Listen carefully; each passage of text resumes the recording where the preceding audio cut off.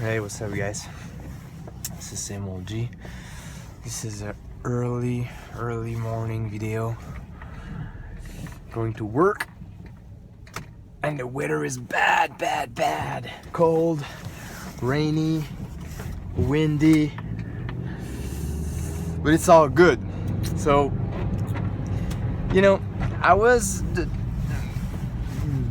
this is a big rambling alert, but at the same time, I want to ask you this question. What kind of RPG consumer are you? Some people buy everything. They just, there's a new edition, they're gonna buy it. There is a new game, they're gonna buy it. There is a new format, they're gonna buy it. There is a new, So this is the collectioner kind of type. Then you have the people who explore a little bit, like they're gonna try stuff, and if they like it, they might gonna buy it. Some people they're gonna start by looking at the PDF, and then maybe they're gonna buy it. Some people buy games because they like the object. They like to look at the picture and the artwork in it, and they don't really read it, they don't really play it. Some people, they buy them to learn, to read them and to learn about gaming, and they might never gonna play it because they have nobody to play the game, but they know the game, they know the thing. Some people buy games, I'm pretty sure, for the company, the design, the company, and so on and so forth. So I was asking the question, first I'd like to know what kind of RPG consumer are you, but I was asking a question for myself: what kind of consumer am I? And I've been doing, and I'm a strange consumer in that sense, because I can't find out. I can't really get to understand, like, what kind of consumer am I, because, like, it's weird. I have a good amount of fanboyism in me, so I have this fanboyism approach to my consumerism. Like, if I like a designer, I will get everything from him. If I like what he does, I'm gonna get everything from him. So I have a couple good examples of that. I have Vincent Baker, and this guy, it's I learn, like, by reading the games he produce, I learn. And his games are so different from one another. They have and they are really, like, interesting in terms of theme and tone and genre. It's just whoa. So this guy, Vincent Baker, I got everything from him. Then I got everything from Luke Crane, because I got just mind blown by Burning Wheel. So everything that came, around that system, I got, and that approach to design, I was like, whoa.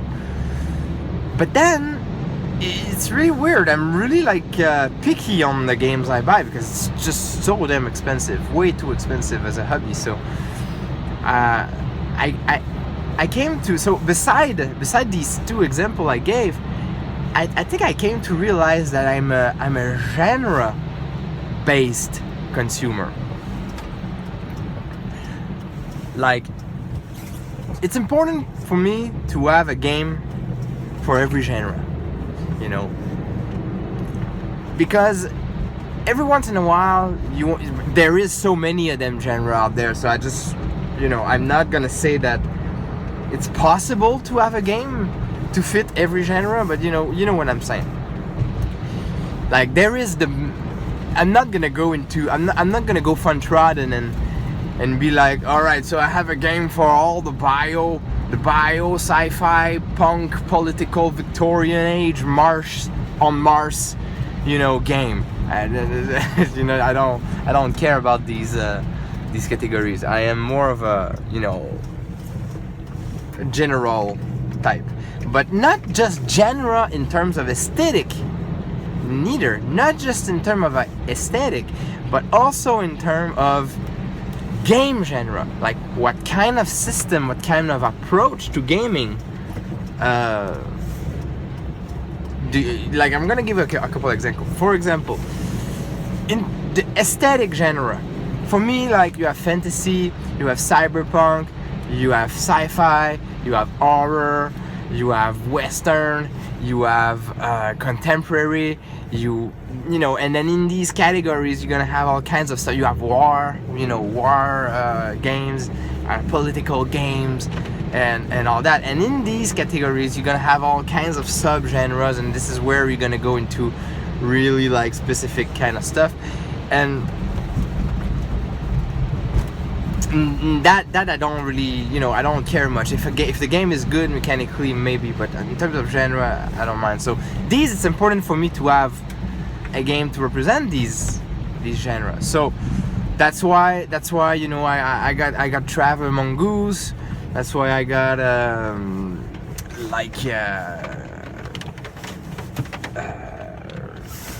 Shadowrun, and now I want Cyberpunk 2020. Then this is why I have Burning Wheel for my fantasy, and then for sci-fi I have Shock as well. For horror I have Dread, which is a classic, it's a must-have. And then I have World of Darkness, New World of Darkness, and then so this is for aesthetic. But now in terms of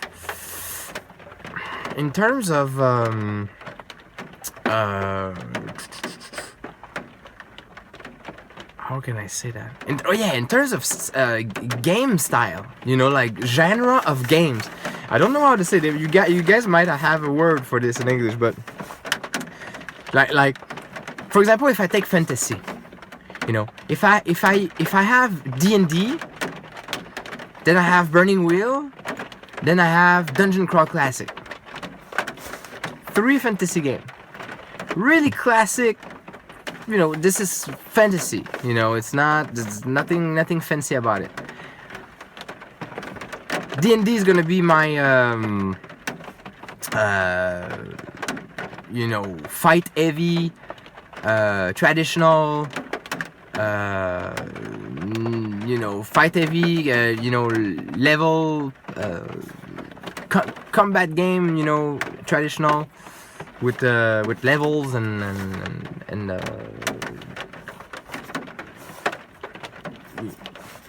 this is the style. Then if I go with Burning Wheel, I'm gonna have this collaborative indie game with super heavy system and mechanic of interaction of play, and it's gonna be a really emergent storytelling approach. And if I go to Dungeon Crawl Classic, it's gonna be an OSR style of game.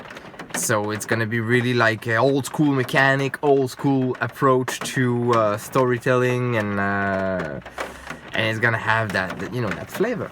So to me, the three games are fantasy. They have the same aesthetic, but they are different. In the terms of genre of games, style of games. And to me, I have, in terms of consumerism, I have this way of looking at it that, for my sci-fi, for example, I have my traditional game with Traveler Mongoose. This is as basic, as traditional as you can get. And then I have Shock. Because Shock is just great storytelling game, GM-less, scene-based,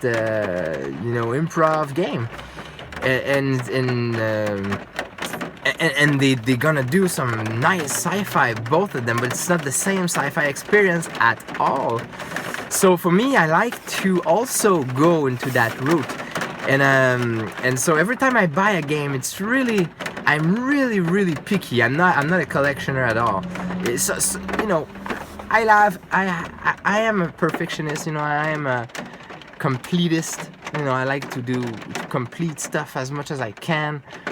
But at the same time, I mean, I ain't no fool. This thing is endless. It's an endless journey, and especially with the way like stuff like if I look at Onyx Path, like give you an example. Like right now, I'm into Mage 20 in Onyx Path, and I was thinking about what am I gonna buy?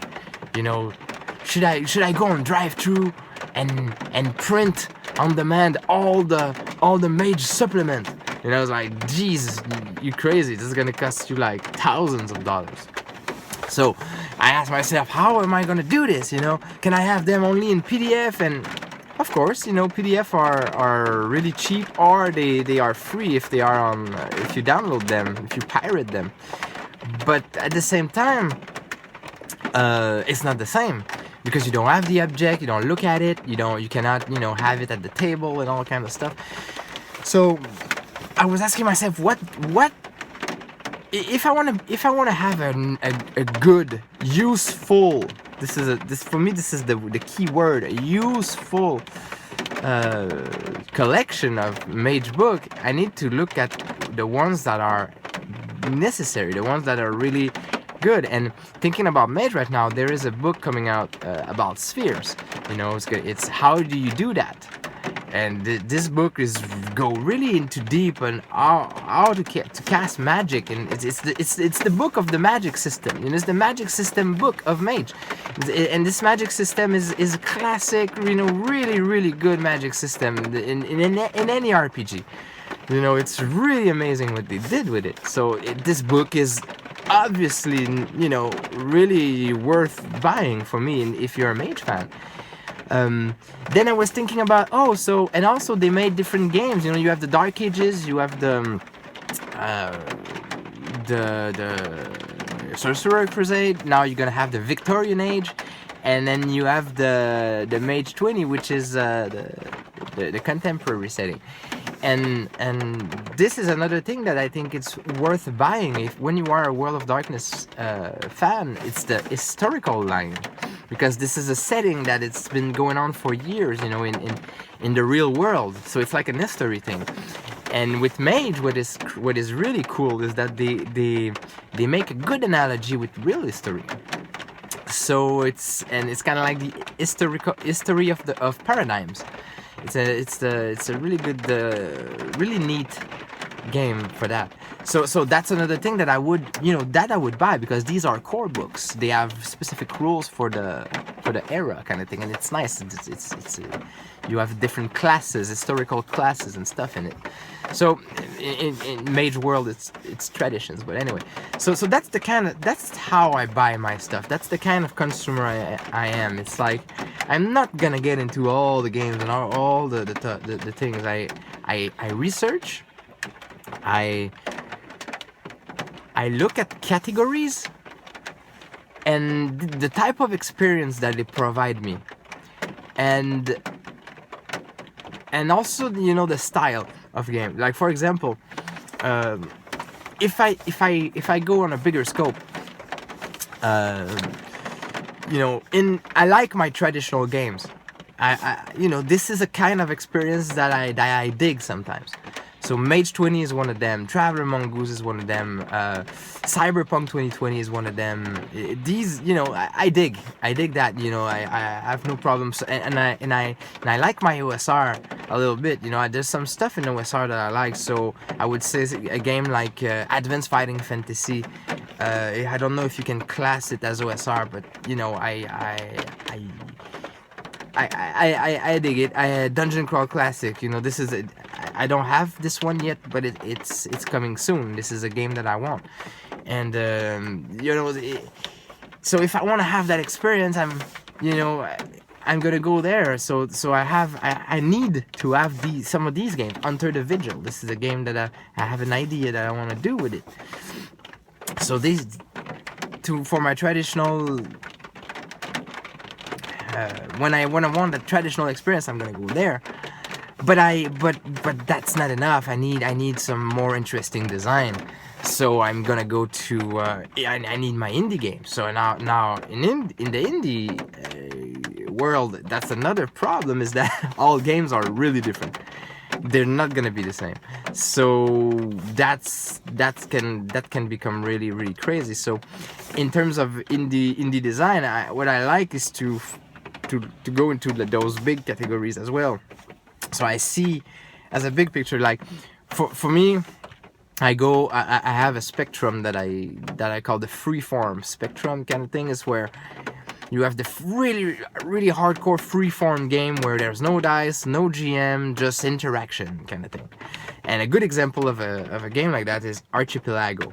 And Archipelago is an amazing game. It's one of the, for me, it's one of the extreme, and it's really good to have these games as a gauge for us to understand the different style. So Archipelago for me is one of the most extreme, in that sense. Like, it's a 24-page book kind of thing. There's no dice. It's just about, there's a couple cards that you throw. It's just, the game is structured around moves that you do, but it's not moves in terms of Apocalypse World at all. It's just narrative actions you can take over the world, and then you the interactions are structured around that. So it's really, and you just get a group of people together and you just talk to each other. It's really abstract. So boom, that's one of the this game I have, and this game is good. This game is important in my collection because that's a really specific kind of experience for me. And then in the same kind of game, I would have a game like Fiasco, because it is a little bit more structured. It's a different experience because there is dice and stuff, but it's just another category right there. And in the same kind of games like that, I got Chuck, because Chuck is important in that sense as well. No GM and all that. And then you have all these, you see what I'm saying, and I like as well, like games like a Free Market, because Free Market is another kind of beast as well, because it's a game where it plays like a board game. It's a role-playing game that plays like a board game. So that is an experience that is well worth as well I have in my collection, because to me it's, hey, this is another way of doing it, and you need to have it. And in that sense, that quest of mine, it's like a quest of mine of getting to learn games by getting my hand on the games that are specific to a certain style kind of thing, and they teach me something, and they also allow me to play in a way that other games don't. And I feel that by having that approach to my consumerism, I find a way not to go to bankruptcy, and also find a way to not buy the same game all over again. Because that's the thing, is that you can buy the same game all over again. I mean, you can buy 100 RPG game and it's gonna be the same game. So, like, that's my way to protect myself against myself, kind of thing. I don't know if you understand what I'm saying. Anyway, so how do you do your consumerism? How do you go about buying games? Do you have an approach? Do you have a rule that you impose on yourself on how you do that? How do you structure your taste? Let me know. All right, thank you for watching. Talk to you soon.